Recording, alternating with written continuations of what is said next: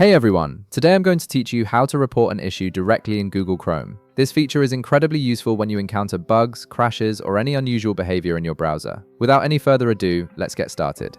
First, make sure your Google Chrome browser is open on your computer. Once you have Chrome running, direct your attention to the upper right corner of your screen. You'll see three vertical dots, which is the Chrome menu icon. Go ahead and click on these three dots to reveal a drop-down menu with various options. Now, in the menu that appears, you'll need to hover your mouse over the option labeled Help. This is typically located towards the bottom section of the drop-down menu. When you hover over it, you'll notice that it expands to show additional help-related options. From the expanded Help menu, click on Report an Issue. This option is specifically designed for users who want to provide feedback about problems they're experiencing with Chrome. Clicking this will open a new feedback dialog box where you can detail the issue you're facing.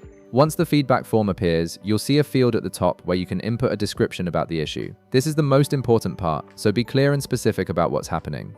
For example, you might describe something like Chrome crashes when opening multiple tabs, or videos won't play on certain websites. The more detailed your description, the better Google can understand and address the problem. Below the main description field, you'll notice there's a section for additional information, but this part is completely optional. Here you can input the URL of the page where you encountered the issue, add your email address if you want to be contacted about the problem, and even attach a file if you have screenshots or other relevant documents. This extra information can help Google's team diagnose the issue more effectively, but it's entirely up to you whether to include it. Next, you'll see several checkboxes that give you control over what information gets sent with your report.